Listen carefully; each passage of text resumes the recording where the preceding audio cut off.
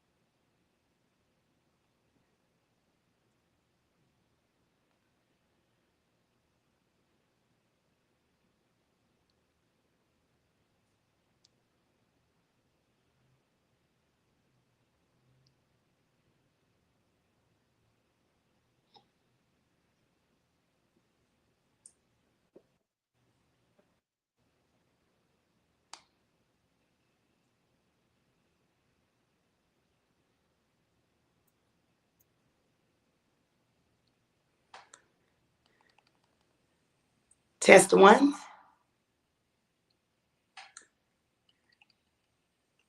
Test 1. All righty. We are certainly live on YouTube. We're going to hope for the best on Facebook. Ladies and gentlemen, welcome to another live edition of Let's Talk America with host Shana Thornton. Of course, it's your national award-winning podcast program. And I am Shana, and I am super excited that you're on with us on this Sunday evening. It is the last Sunday of June 2025. The year is flying by, and we're going to continue to aim to keep you informed. Tonight's edition of this show is one like no other that we've had. We've covered health of humans so many times over and over again. And tonight, I'm so excited to have an exclusive guest that's going to cover the health of our beloved family members known as our pets. If it's your beloved dog or cat or fish, did you know that they too have health concerns? And I'm no expert, but I'm super excited to have someone that knows a lot about animals. She's the one and only leading, well-respected veterinarian, Dr. Kelly Fishman is with us. Dr. Kelly, welcome to the program. Digital clap. Hi, Shana, everyone. Hello, super excited to be with you on this Sunday night to talk about all things pets, the psychology of our pets. Of course, that certainly matters if we care about them being in our family and having a quality life of longevity. We've got to know the answers. But before we start on asking all the great questions of our pets, and even that they can have a midlife crisis as well, I've got to certainly ask you, we have a tradition here on this program where we ask our exclusive guest, Dr. Kelly, to give us 2 minutes or less why you chose the path you're on. I know your CV, your resume, super impressive, but why did Dr. Kelly choose of all things to care about our animals? So, of course, I've always loved animals, just like most veterinarians. And I really love medicine. I love, working with my hands and improving the lives of those dogs and cats. But actually, the better story is how I became a rehab veterinarian. So I'm not a general practitioner. I'm a veterinarian that specializes in dog and cat mobility. So I deal with any kind of dog that's a little bit older and slower, can't get up the stairs, can't get into their car anymore, slowing down with arthritis, which can be so painful, debilitating. And cats actually get the same levels of arthritis too. And then other dogs who just had surgery, maybe they came out of a spine surgery or back surgery, and they have, need a lot of help recovering and healing. So what my job is I'm actually helping them move better and feel better, which is just really great. And I'm so lucky to be, have this job and like be in this area and just very fortunate. So I love that. I don't think many people who aren't into the vet area understand that there are different types of veterinarians. And for you, thank you for explaining the rehab veterinarian and what they do. And what a great explanation that animals, our pets, just like we do, go through different phases of life. Dr. Kelly, explain that to us, because I think we obviously see them as that pup or that kitten, and they get older. And I think a lot of us obviously love our pets in our homes, but we don't quite understand sometimes the psychology or the health matters that come along with aging as perhaps as we're more familiar with the humans. Yes, Shayna. So what it is we learn and talk so much about puppies. You get a new puppy, there's puppy care plans, there's puppy training classes. Everybody's stopping you in the street with your adorable new little Maltipoo, and they're like, they want to tell you everything and teach you everything. And then what happens is all that care that you kind of were exposed to from friends and family and your veterinarian, you're seeing them every few months for vaccines.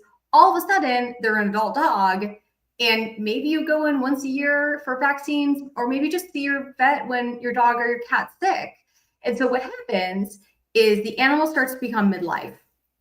And why I like to think of midlife as an age period, which is around 50 and us, so middle-aged, is it's right before the dog or cat becomes a senior.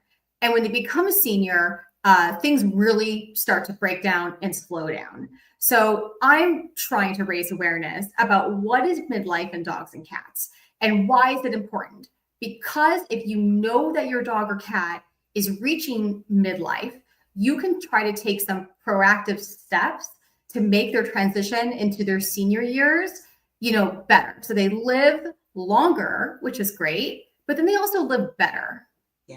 Yeah, I love that because so much of what we know about humans, as you know, of course, you went to a veterinarian school, the ones who obviously call on, or we go to as humans, went to medical school for humans, but we also know there's a lot that comes with it, the aging body.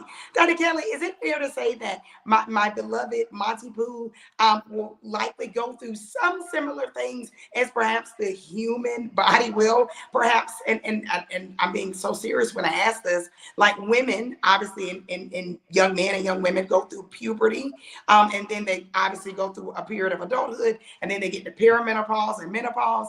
Is that such a thing for our female dogs and cats? Yeah, so certainly they go through a lot of those same different transitions. We don't really see so much of the puberty ones because most of us will be spay and neutering our dogs and cats, which we do for population control, and we do because sometimes we don't want sometimes those signs of puberty, we don't want it in our dog or cat. We don't have to deal with that. So we do neuter them and spay them. So we typically don't see so much of those puberty changes. But certainly as an adult, and when they get to middle age, we see certain changes of getting older. So thinking about us, right? If humans getting older, a couple of things are happening. One of the things is it's way easier to gain weight. Your metabolism is changing. And the same thing with dogs and cats. So when they're middle-aged, all of a sudden you're feeding the same scoop of food the entire dog's life. They're not really slowing down. I don't know what's happening. And they're starting to gain weight. So that's something that's starting to happen about midlife that, happens to us and happens to our dogs. Their metabolism is slowing down. The other big thing that most people don't know is that they actually lose muscle. So human adults in their midlife start to lose muscle. And it's harder for us to maintain muscle. When you're, a 22-year-old, you're able to, lift a couple weights and you can just maintain this beautiful muscle condition and muscle mass. But then when you're human and you're in your 50s, that's really hard to do, especially as women, right? But, same thing with our dogs and cats. When they're in their midlife, they're losing muscle as well. And why that's a big deal is because one of the number one reasons for people to say goodbye to their senior dog is not necessarily cancer. It isn't necessarily like some terrible disease that they get, but it's something called frailty. And frailty means that you have a dog or a cat whose quality of life is so poor because they don't have mobility. They can't get around. They can't get up. They're having trouble getting up and down the steps. Those types of things. People say goodbye for that. And it really breaks my heart because these muscle losses that start midlife and progress into when your dog or cat's a senior, we have supplements that we can give to slow that down and stop some of that muscle loss. And we have exercises. So there's like stuff you can do.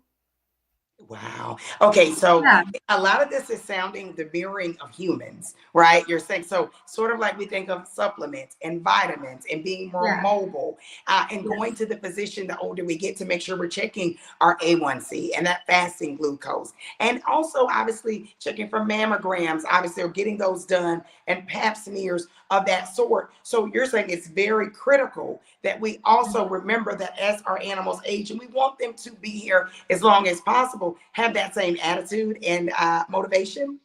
yeah, exactly. And yeah, so like I said, it's as when you reach midlife as a person, sometimes you do change your diet to make it easier for your body to maintain Yeah. muscle. You eat higher protein, you eat more digestible things, you try to eat really clean to like maintain weight. And then just like you said, like you're taking vitamins as well. And like we can kind of go into it, but I don't love personally. I can actually suggest some really good supplements that are scientifically backed and come with a lot of evidence that I like to use, right? Smart supplements. But just doing a vitamin necessarily isn't going to be great because Yeah. what's that for? So exactly like you're saying, like it's really targeting for what you need and what the animal needs. I love that. And also making sure we're doing the research and not because our sister gives her dog this, it works for our dog as well. One thing I do want to mention is we want to welcome everyone in. Had a few technical glitches earlier, but to Let's Talk America with host Shana Thornton Podcast Radio. I am your host and on air producer, executive producer and on air host. And tonight we have the one and only Dr. Kelly Fishman on with us out of Pennsylvania. She's a leading veterinarian. She's a rehab veterinarian where she certainly helps our animals sort of manage and get through life, if you will, as they have different situations come up. We're taking your questions. If you have a dog, a cat, you've got a goldfish, if you have a lizard, perhaps you are talking to someone who is a veterinarian. Obviously, she has seen a lot, especially when they get sick and need to recoup. So this is your time, your one-on-one time. Catch us within the next 15 minutes because many people say, if I had an expert, I'll ask them this about my dog. Get your questions in. Of course, this is general information only. For specific information on your beloved pet, we do ask that you certainly see your own veterinarian who has the opportunity to look at the labs in your own pet. But general information, Let's Talk America radio podcast. Let's go. First question I did want to bring up is from Chutney out of Atlanta. And Dr. Fishman, he says, how can you tell if your dog is distressed? Great question. Well, so basically, he may have to specify, but like, how do you know if they're in pain? Is that what you mean? I think that's what he's saying, or distress, Okay. maybe emotional or physically. Yeah. So let's talk about, right. And I like this question a lot because like what's normal and what's not. So certainly, is there levels of pain that's hidden? So what you have to look for are changes from normal behavior.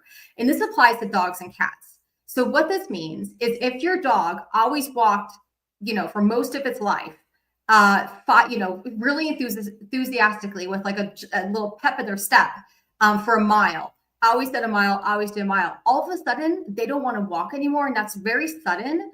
And it's not like they're necessarily, showing obvious pain. Maybe they're not limping. Maybe they're not like vomiting or having stomach upset, but all of a sudden their behavior's changing. That's something that I would bring to my vet's attention sooner rather than later.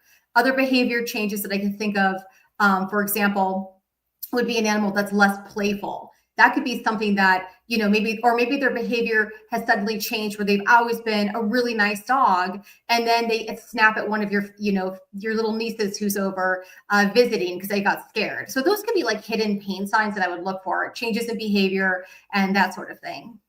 And so really in so many ways, obviously we know our animals and our pets, but realistically, obviously they don't communicate and verbalize like we do. So I want to compare it, not that we are saying they always should be treated like babies, because I'm going to ask you about the psychology of that in a few minutes. But just like a baby, that newborn baby that comes home, that maybe they're not verbalizing, obviously not yet, but we notice they're warmer than usual, they're crankier than usual, they're fussy. You're saying pay attention to your pets in that manner to understand if something's changing. Yeah, that's right, Shayna. Just observe, Yeah. observe and know your pet's routines and like take like changes from that seriously. Yeah, thank you. Such a great question. Thank you, Chutney, out of Atlanta.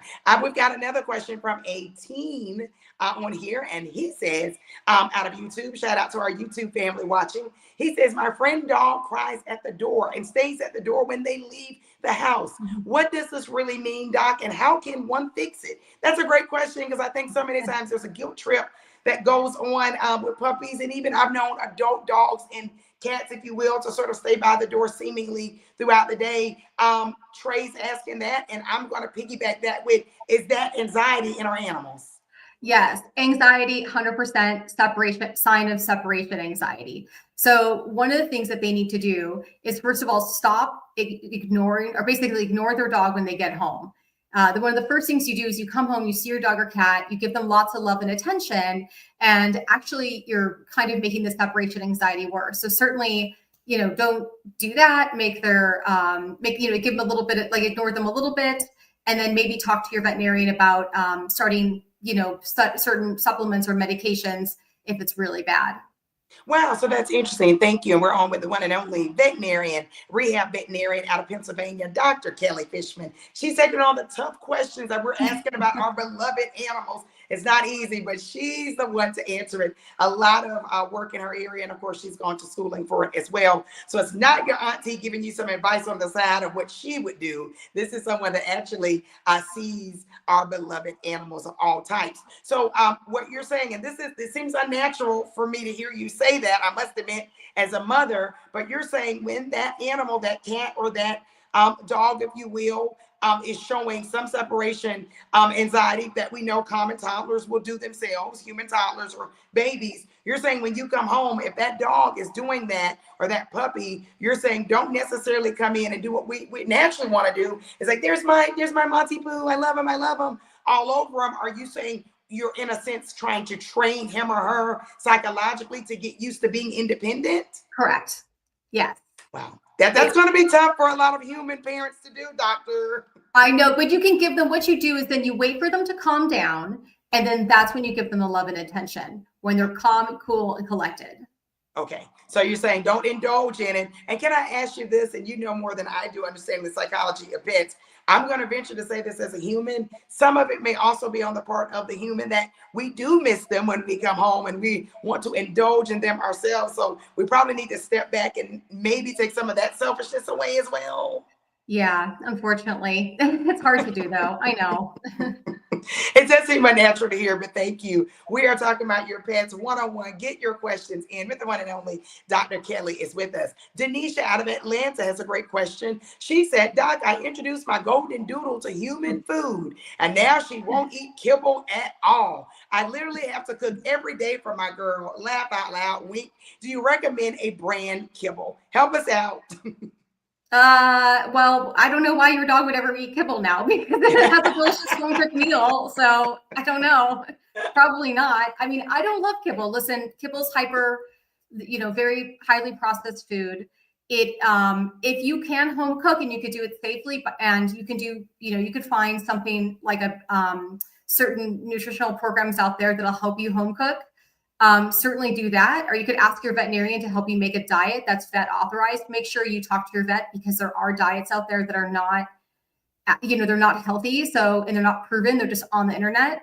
So I would just make sure that if you're home cooking, you want to make sure it's fully balanced. So just talk to your veterinarian about that. But, I don't blame your dog. I don't want to eat kibble either.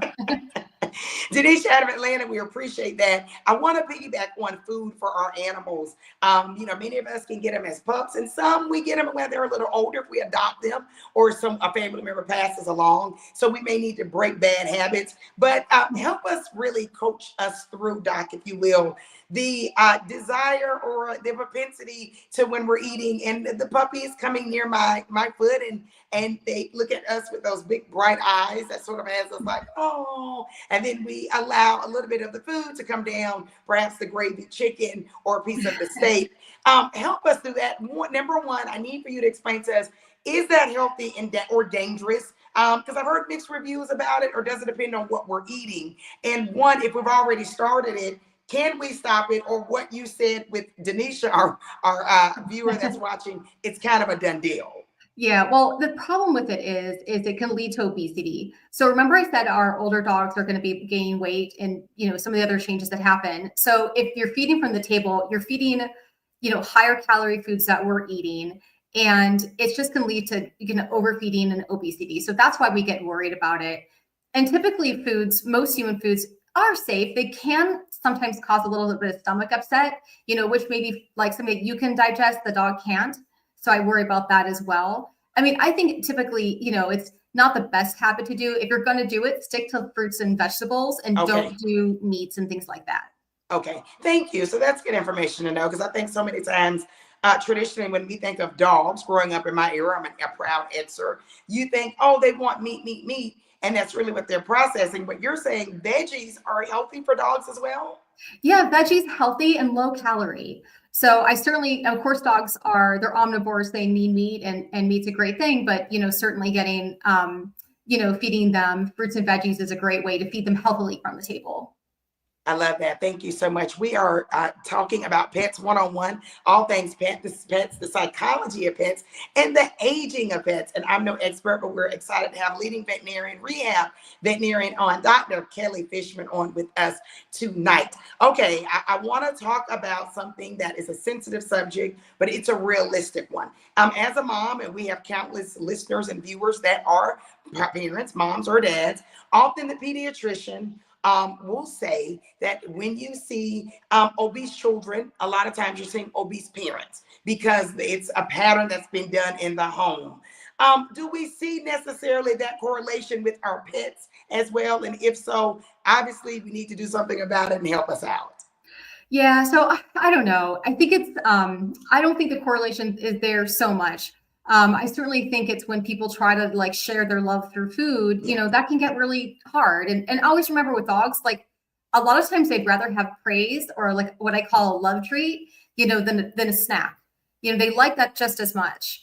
But the problem with being overweight in dogs is it leads to all kinds of problems like it does in people, diabetes, especially in cats that are overweight get diabetes, arthritis, which is something I deal with the dogs a lot with arthritis, and they can, arthritis is certainly worsened by, having being overweight, and then you actually can live 2 years longer if you're thin, if you're a dog, than if you're kind of overweight. So certainly keeping them skinny is really beneficial for so many reasons. Well, okay. So let's just be disciplined about it and understand because I love that you said something very true. We tend to show our love through food in the United States, Mm-hmm. absolutely. And certain Mm-hmm. parts, of course, the Southeast in particular. And so you're saying when we're doing that with our Good. Yeah. yeah, when we do that with our animals, just be mindful, just like us humans, right? Long Yeah. term, it will have an effect. And Doc, is it true? And I think all of us tend to know this, women or men here watching the show, but it seems to be easy to put the weight on, but it's much harder to drop it. Is that also true in our dogs and cats? Yeah, it's really, really difficult. So, really true in our dogs because our dogs don't lose much of their calories through exercise like us. So when we're trying to lose weight, if you're a human, you do exercise and diet. But dogs and cats, a lot of it's mostly diet. It's not a lot of exercise. Okay. So really limiting their calories is important. I've got to go to exercise because you brought it up. Yeah. Of course, there are many people that will go out to doggy parks or around the neighborhood and walk their dogs. But I know wonderful dog and cats owner. In particular, let's talk about dogs. Don't see too many people walking cats. But there are people that say, well, I open up the back door and they run out. Or so many times in the winter, they don't get to walk as much. How critical is it to try to get out there and walk with the dog? Or is it no harm if you're letting the dog out in the back to run around with a fenced in back? I think that keeping your dogs fit is like one of my passions. Okay. And why that's a good thing is because if your dog can stay strong, they're less predisposed to injury. So just kind of running out, after a squirrel, their prey drives really hard, really high. They see the squirrel, they run in the backyard, but they're kind of like the rest of the year or the rest of the week, even they're a couch potato. So they're going to be more likely to be injured. So I say my solution to actually this is fitness.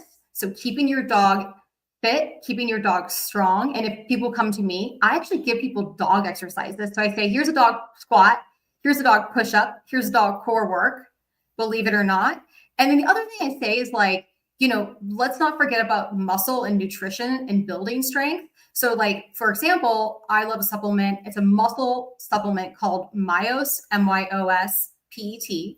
And what that is it actually helps to build and maintain muscle. So I say, all right, you can't do much exercise, but maybe you can feed this Myos Pet supplement. You can do some of your exercises. Even if you do exercises twice a week, then and you keep your dog walking, keep them active and engaged, your dog is going to live longer because they're going to be skinny. They're going to be happier. They're going to be less anxious.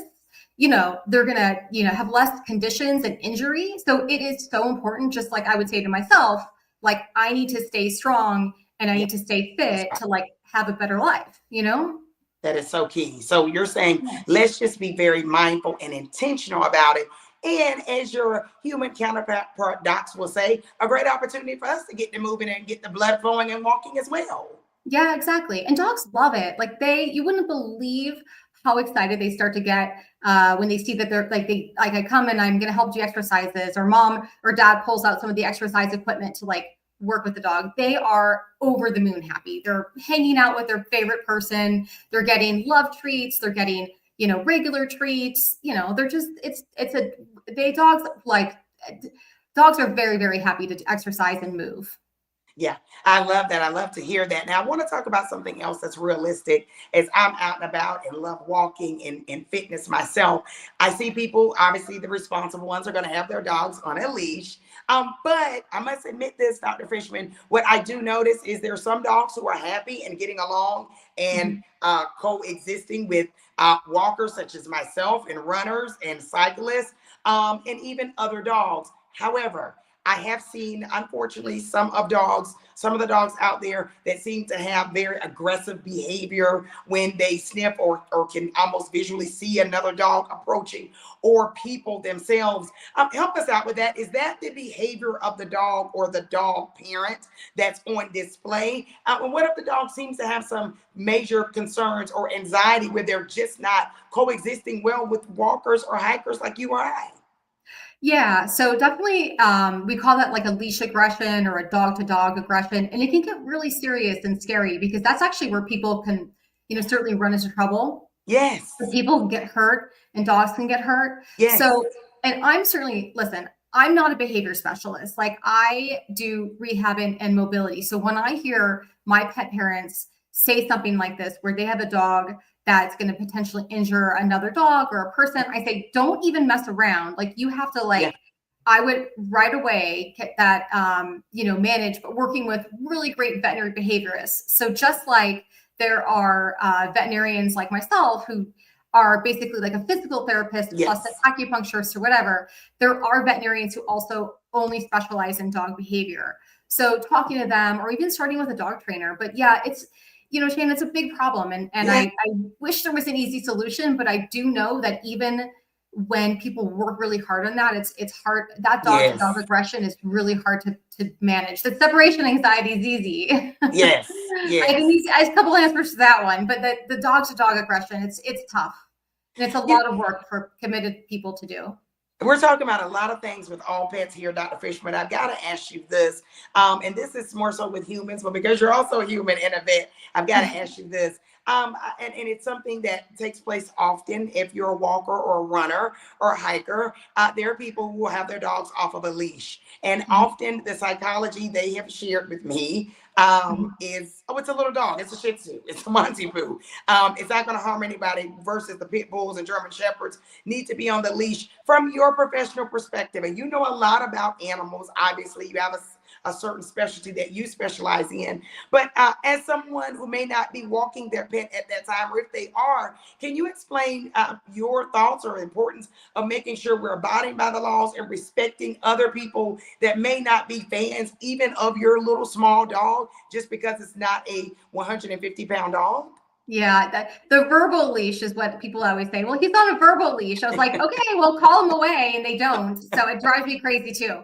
So listen, I, as a veterinarian, have treated lots of injuries, puppies that show up with little fractured arms. Oh, And what happens is they were not on a leash, and it's a puppy, they're not paying attention, and they see a squirrel or something that happens, and they go to chase it, and they don't realize that there's a car there. And so I think it's just too risky. The injuries that happen to our dogs, from not being on leash, or like you said, like maybe someone doesn't like a dog, maybe they've had a bad experience and they just don't want to have that interaction. And so even though you love your dog and your dog's really nice, like some people yeah. could be really scared by an animal coming up to them.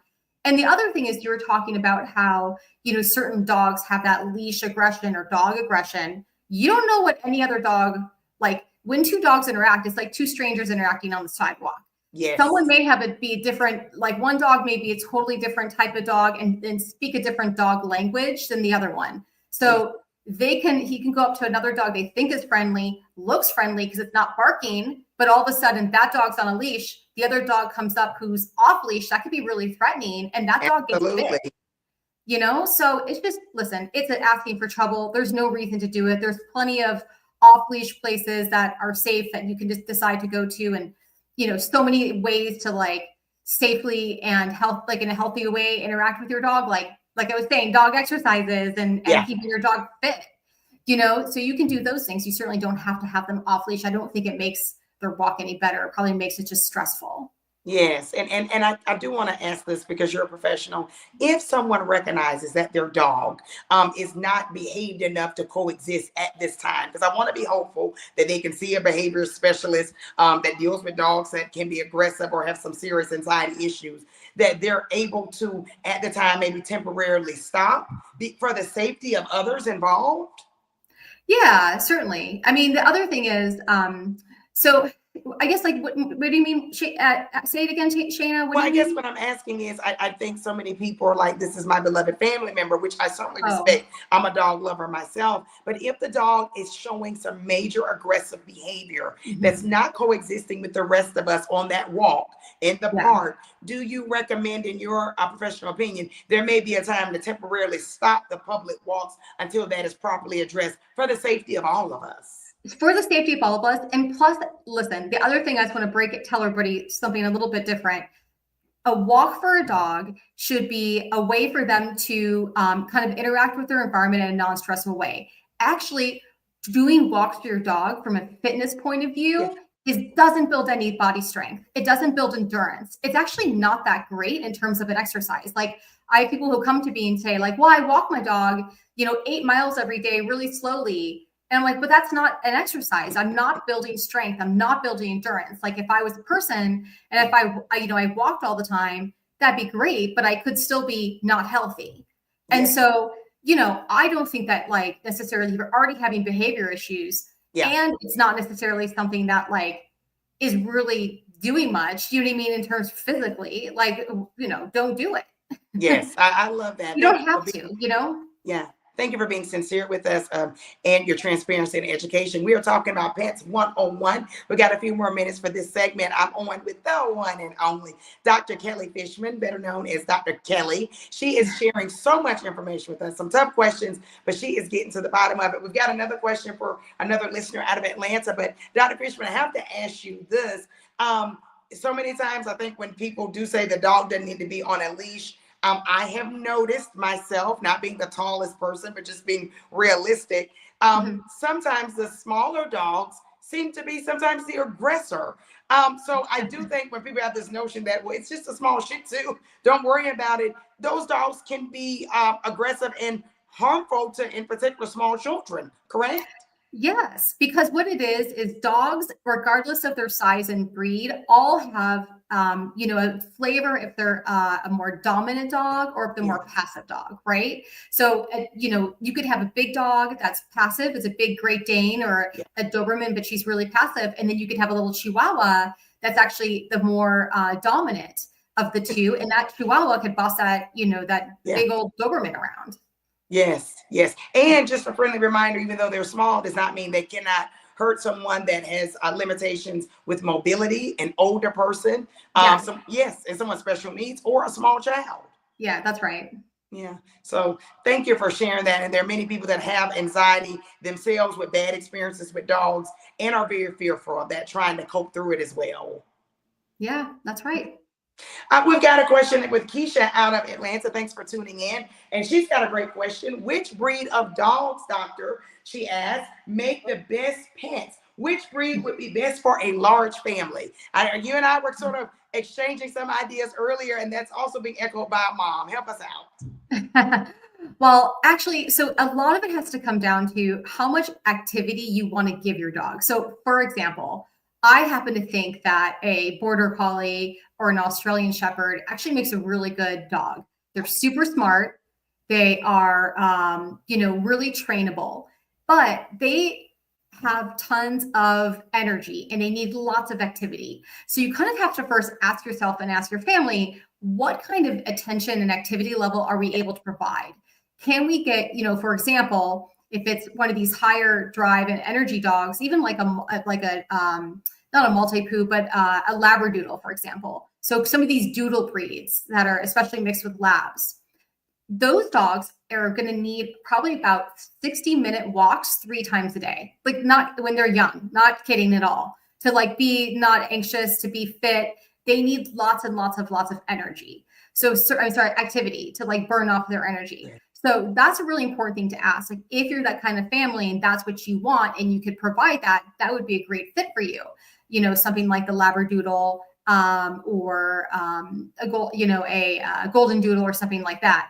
Now, if you're the type of family that can't provide that, maybe you should look more at a toy breed. So something like a Shih Tzu, something like a little multi-poo that's a toy breed mixed in with a poodle. So those types of dogs they're smaller breeds and they're meant to kind of not really have these like high energy, intense jobs that the lab is and the poodle is.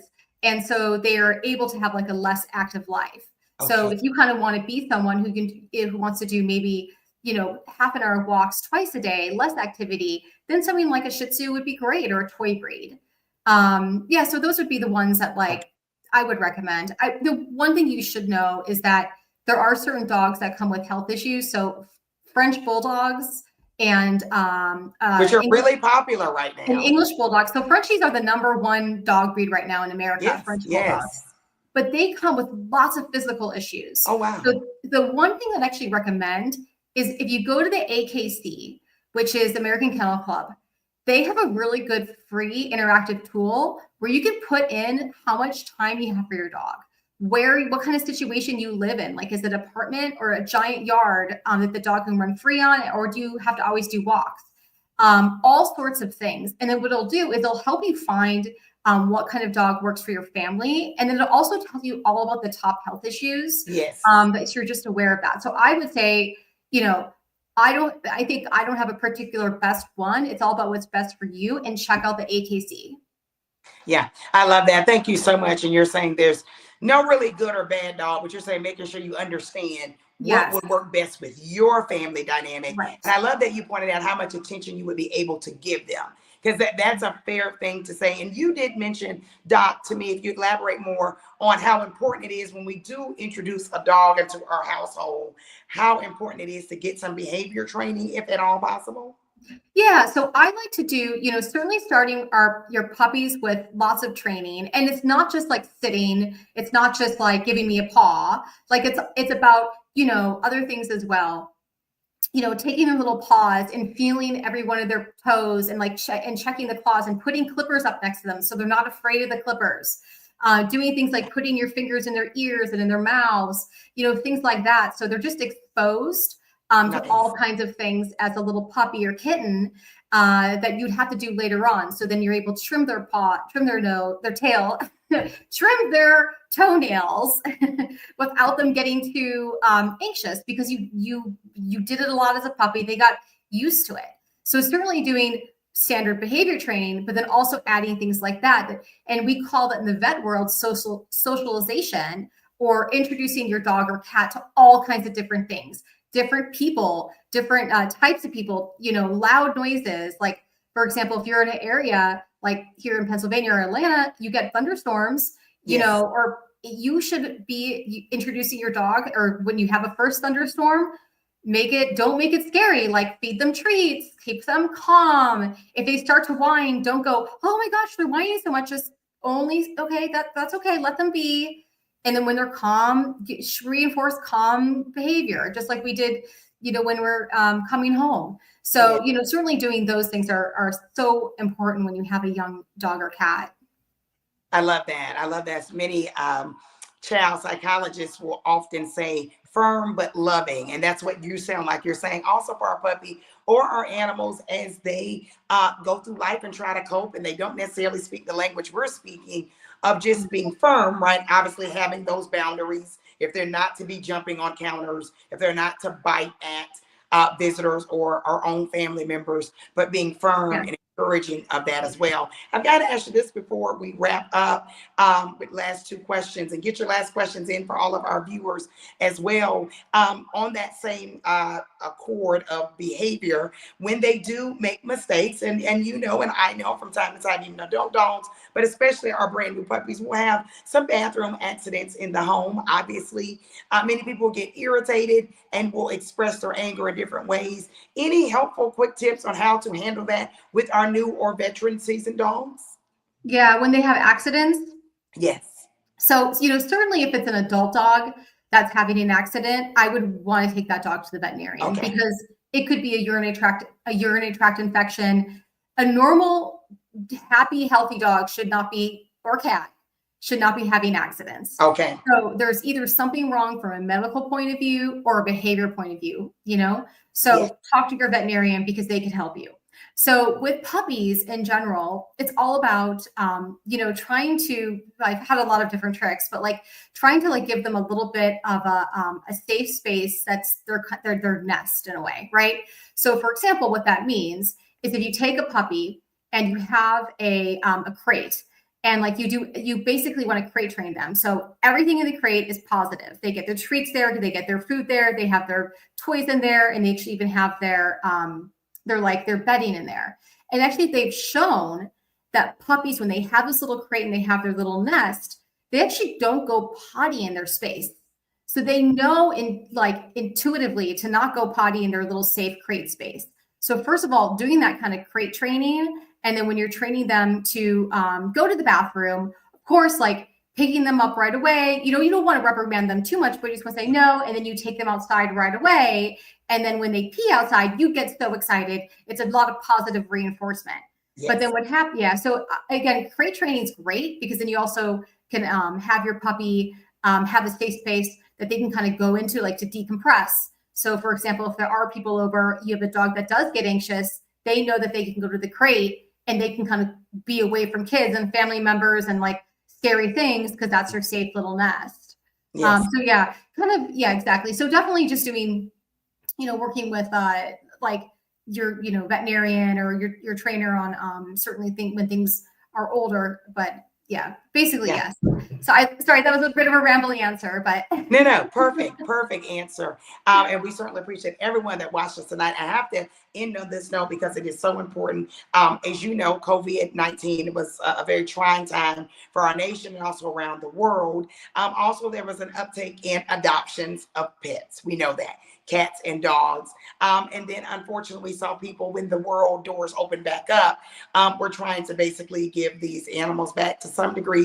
And also animals are being abandoned. Some of the reports that I've read in the news. How critical is it for families? Because you gave Ms. Keisha out of Atlanta some great advice of saying make sure that the dog fits the energy and the time focus of the family, but also understanding that adopting a cat or a dog or buying one or however you came in contact or rescuing one is a long time commitment. And I want you to be as frank with us as possible because I think we sometimes get the temporary baby fever. Oh, the kitten is so cute. Oh, it's my puppy. I love it. But they do grow up and they do present other challenges, such as we said, health challenges often as we do as humans. Help us out on how serious that commitment is.